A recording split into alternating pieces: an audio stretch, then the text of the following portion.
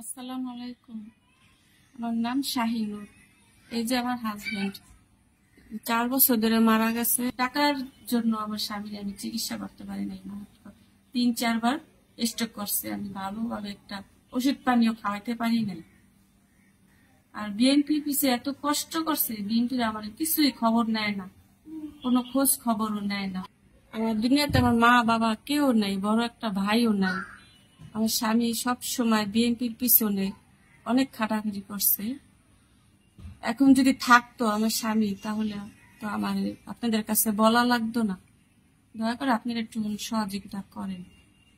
একটা ছেলে মেয়ে নিয়ে চলতে বহুত কষ্ট হয়ে যায়।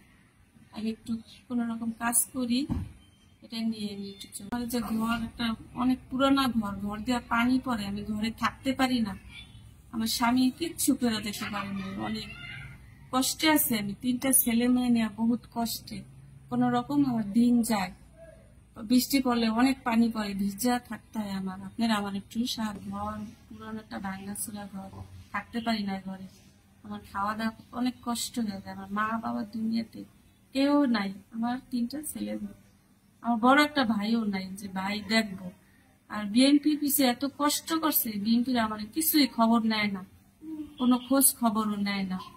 আচ্ছা, যদি আমার স্বামী থাকতো তাহলে বিএনপির পিছে অনেক দৌড়াদৌড়ি করতো। বিএনপির অনেক ভালোবাসছে আমার স্বামী। বিএনপি নিয়ে আমার স্বামী জীবন কাটাইছে।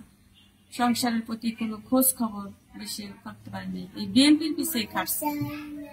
এখন আমি অনেক কষ্ট করি, কেউ আমার খোঁজ খবর নেয় না। বিএনপিরা কোনো কেউ খোঁজ খবর নেয় না, সহ করতে পারি না। এই যে এই টাকার জন্য আমার স্বামীর আমি চিকিৎসা করতে পারি নাই।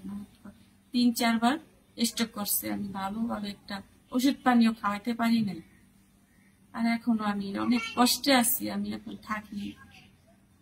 থাকি বাবার বাড়ি থাকি কোন রকম। আমার বাবা একটু ঘর দিছিল, পানি পড়ে ঘর দিয়ে, অনেক পানি পড়ে। বৃষ্টি আসার আগে ঘরে পানি পড়ে, আমি বসতেও পারি না এই ঘরে। এত পরিশ্রম আমার হইতেছে, এত কষ্ট হইতেছে। আপনারা এখন যদি দয়া করে আমার একটু সাহায্য করেন, তাহলে আমি একটু বাঁচতে পারি, আমি পোলাপান নিয়ে জীবন কাটাইতে পারি।